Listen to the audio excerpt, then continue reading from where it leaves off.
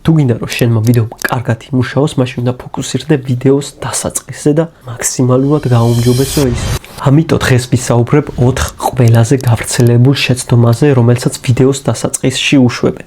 ეს შეცდომები აბსოლუტურად ანადგურებს ვიდეოს პერფორმანსს და აზრს უკარგავს მთელი ვიდეოს ფასეულობას. შეცდომა ნომერი 1 არის დაყოვნება. დაყოვნება ნიშნავს, რომ კონტექსტის მიწოდება თუ რაზე იქნება ვიდეო ძალიან დაგვიანებულია ვიდეოს დასაწყისში.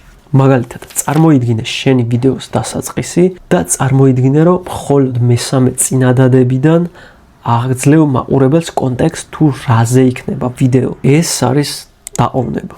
პირველი 2 წინადადება უკვე ხელის შემშლელია და არაფრის მომცემია. ამიტომ უნდა მოიშორო ის პირველი და დაიწყო პირდაპირ მესამედან, სადაც თემატიკას აცნობ მაყურებელს. აი მაგალითი თუ როგორი ცუდია დაყოვნება. ვერასოდეს დაიჯერებთ რა შემევთხვა. ეს არის ყველაზე საოცარი გამოცდილება, რაც ოდესმე მიმიღია და ალბათ ვერ დაიჯერებთ, რასაც ახლა ნახავთ. თეორიულად ასეთი შესავალი თითქოს კარგად მუშაობს, იმიტომ რომ აღძრავს ინტერესს და ფიქრობ, რომ რა მოხდება შემდეგი ვიდეოში. პრობლემა იმაშია, რომ მაყურებელი ვერ ხვდება რაზე იქნება ეს ვიდეო. ერთ-ერთი ყველაზე საოცარი გამოცდილება შეიძლება ნიშნავდეს ნებისმიერ რაღაცას. თუ მე მინდა რომ გადავწყვიტო მიღირს თუ არა ამ ვიდეოს ყურება, ცოტა იყოს გამიჭირდება. იმიტომ რომ არანაირი კონტექსტი არ მაქვს თუ რაზე იქნება ეს ვიდეო. ჩვეულებრივ ვიდეოს ყურებადობის გრაფა გამოიყურება ასე. კარგად ჩანს ამ გრაფაზე, როგორ იკლებს პირველივე წამებიდან მაყურებლის რაოდენობა. ასე რომ ყოველ წამს, რომელსაც კარგავ, შეეძლო მაყურებლისთვის მკაფიოდ ეთქვა თუ რაზე იქნება ეს ვიდეო. რა თქმა უნდა, ზოგიერთი კრეატორი ასეთი ტიპის შესავალით აგროვებს რაღაც რაოდენობის ნახვებს. განსაკუთრებით TikTok-ზე ჩანს ისე, რომ უამრავ კრეატორს უყურებენ, ვინც ასეთ შესავალს იყენებს. მაგრამ ადამიანებს, რომელსაც უყურებენ ასეთი შესავლით, უყურებენ მხოლოდ 3 რაღაცის გამო.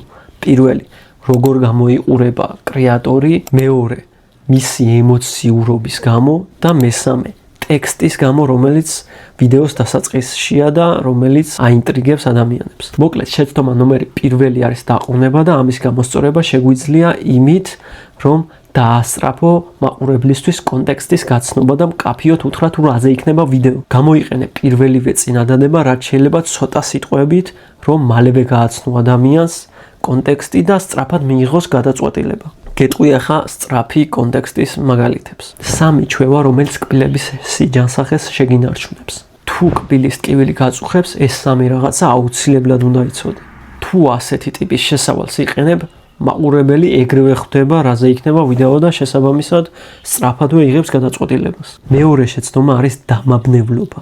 ანუ როცა ადამიანი კარგად ვერ იგებს თუ რაზე საუბრობ. ამ შემთხვევაში შეიძლება შენ დაყოვნება შეწყვიტე და სწრაფადვე მიეცი კონტექსტი ადამიანს, თუმცა რასაც შენ საუბრობ, წინადადებები არის ზედმეტად კომპლექსური და ცოტათი გაუგებარი. პრობლემა აქ იმაში მდგომარეობს, რომ სიტყვები, რომელსაც იყენებ, არ არის მკაფიო და ნათელი. მაყურებელს ისე ვერ აძლევ მკაფიო და ნათელ კონტექსტ თუ რაზე იქნება ვიდეო, იმის გამო, რომ შენი სიტყვების მხოლოდ ნახევარს გებულობენ. აი მაგალითი, ამ ადამიანმა შექმნა 300 მილიონიანი ონლაინ ბიზნესი. გზა, რომლითაც ამ ადამიანმა უამრავი ფული გამოიმუშავა, ყველაზე რთულად გამოსამუშავებელია თუ ამ კონკრეტულ ხელოვნურ ინტელექტს კარგად არ იცნობ. ეს წინადადება რთულად აწყობილი და ცოტა დამაბნეველია. და ეს არის კლასიკური გაუგებარი წინადადება, რომლის პრობლემაც იმაში მდგომარეობს, რომ მარტივად აღსაქმელი არ არის. მაგალითად, უკეთესი ვარიანტი ამ წინადადების იქნებოდა ასეთი. ამ ადამიანმა 30 მილიონიანი კომპანია შექმნა. მისი საიდუმლო კი ხელოვნურ ინტელექტის სწორად გამოყენებაშია. ასე ბევრად მარტივად გასაგები ადამიანისთვის ეს წინადადება, იმიტომ რომ არის მარტივად აგებული. არანაირი დამაბნევლობა. ამისათვის უბრალოდ უფრო მარტივად უნდა აწყო წინადადება. ნაკლები სიტყვებით და მეტად აღქმადი. იდეალურ შემთხვევაში უნდა იყოს მე-6 კლასის საკითხავი მასალის დონეზე. ახლა გეტყვი 2 ხრიქს ამ პრობლემის თავიდან ასაცილებლად. აიღე წინადადება, რომელსაც იყენებ ვიდეოს დასაწყისში, ჩაუგდე ChatGPT-ს და უთხარი. შევქმენი ვიდეოს დასაწყისი, რომლის თემაცაა X. ჭირდება შენი დახმარება, რათა მაქსიმალურად გავზარდო აღქმადობა და მინიმუმამდე დავიყვანო გაუგებრობა. მინდა აზრი ზუსტად იგივე დარჩეს, თუმცა გამარტივდეს და დარედაქტირდეს მე-6 კლასელის საკითხავ დონეზე, რათა არანაირი გაუგებრობა არ იყოს მაყურებლისთვის. ასე ხელოვნური ინტელექტი მაქსიმალურად გაგიმარტივებს წინადადებას და დაგეხმარება გახადო უფრო აღქმადი. მეორე ვარიანტია წაიკითხო შენი წინადადება ვიდეოს დასაწყისი, ისე რომ ჩათვალე თითქოს არ იცი რა არის ვიდეოში შემდეგი და დაუსვა შენ თავს კითხვა. არის თუ არა რაიმე შანსი მაყურებელმა გააკეთოს სხვაგვარი ინტერპრეტაცია. თუ კი, მაშინ ჩაასწორე წინადადება და გახადე მაქსიმალურად გასაგები ისე, როგორც შენ გინდა. გაანადგურე ყველა სხვა ვარიანტი. შეცდომა ნომერი 3 ვიდეოს დასაწყისში არის არარელევანტურობა, ანუ შეუსაბამობა. მოკლედ, დაუშვად დაყოვნება შეწყვიტე, მალე მიეცი ადამიანს კონტექსტი, მოიშორე გაუგებრობა და მაყურებელმაც ზუსტად იცის რაზე იქნება ვიდეო. მესამე შეცდომა, რომელმაც შეიძლება გაგიფუჭოს ვიდეო, შეუსაბამობა, ნიშნავს იმას, რომ მაყურებელი დარწმუნებული არ არის, რომ რაც შესაბლის მერე იქნება ვიდეოში, საკმარისად ფასეულია, რომ კონკრეტულად მას დაეხმაროს პრობლემის გადაჭრაში. ამ პრობლემის მოგვარების ორი ვარიანტი არსებობს. პირველი, გამოიყენე შენ და შენი, მეს და ჩემის მაგივრად, როცა შესავალს აკეთებ. მაგალითად, გვაქვს ასეთი შესავალი. მთელი ცხოვრება მაწუხებდა აკნე. პრობლემა იმაშია, რომ ეს აღძრავს მაყურებელში ეჭვს, რომ იგივე პოზიციაში არ არის თვითონ, რაშიც კრეატორი, ანუ შენ. თუ მაყურებელი ვერ ხედავს თავს იგივე პოზიციაში, დიდი შანსია, რომ შეწყვიტოს ყურება და აღარ დაელოდოს რა მოხდება შემდეგ, იმიტომ რომ დიდი მნიშვნელობა არ აქვს რა იქნება შემდეგი ვიდეოში. ასე რომ იმის მაგივრად რომ თქვა მთელი ცხოვრება მაწუხებდა აკნე, თქვი თუ მთელი შენი ცხოვრება გაწუხებს აკნე, ბლა ბლა ბლა. როცა ამას აკეთებ, მაყურებელი ფიქრობს, რომ ვიდეო არის მასზე და კონკრეტულად მის პრობლემაზე. ამიტომ უყურებს ვიდეოს ბოლომდე. მეორე გზა შეუსაბამობის თავიდან ასაცილებლად არის ის, რომ გაამახვილო ყურადღება იმაზე, რა სარგებლობას მიიღებს ამ ვიდეოთი ადამიანი. რაც შენ გევალება არის უბრალოდ ის, რომ ახსენო მაყურებლის პრობლემა. აი მაგალითად გვაქვს ორი შესავალი. პირველი, ეს არის 3 პოპულარული რუტინა კანის მოვლისთვის და მეორე, თუ აკნე გაწუხებს, ცადე ეს 3 რაღაც. პოპულარული რუტინები კაია, მაგრამ მაყურებელს აინტერესებს შეგიძლია თუ არა მისი პრობლემის გადაჭრა. ამიტომ მეორე მაგალითი ბევრად მაგრად იმუშავებს, ვიდრე პირველი. მეოთხე შეცდომა არის უინტერესობა. ამ შემთხვევაში შესაძლოა მაყურებლისთვის ვიდეოს თემატიკა გასაგები იყოს, არანაირი გაუგებრობა არ არსებობდეს, ასევე ეს შეიძლება მისთვისაც შესაბამისი იყოს მის პრობლემასთან, მაგრამ საკმარისად მაინც ვერ ითრევდეს ვიდეოს შესავალი მას. ეს უკვე არის დაინტერესების პრობლემა.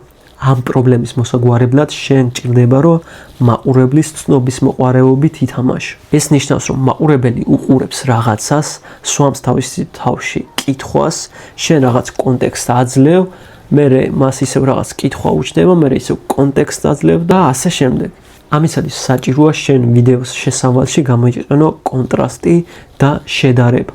კონტრასტი, მარტივად რომ თქვათ, არის სხვაობა შენს მიცემულ ინფორმაციასა და მაყურებლის რწმენას შორის. მაგალითად, თუ მე ვიტყვი როგორ დავიკლოთ 10 კილო 3 კვირაში, ეს შექმნის კონტრასტს. რადგან გავრცელებული და პოპულარული ინფორმაციით 3 კვირაში 10 კილოს დაკლება შეუძლებელია. რისიც ჩვენს სამიზნე აუდიტორიას სჯერა. ჩვენს ნათქვამსა და მის უკვე არსებულ რწმენას შორის არის დიდი განსხვავება, რასაც ქვია ზუსტად კონტრასტი. ჩვენი ნათქვამი უკვე ეთამაშება მის ცოდნას და პრობლემას, რომელიც მას აქვს. რაც მის ცნობის მოყარეობას ზრდის და აძლევს მიზეზს, რომ გაიგოს როგორია მარტივი ალტერნატივა მისი პრობლემის მოგვარების. ეხლა მარტივად რო შევაჯამოთ.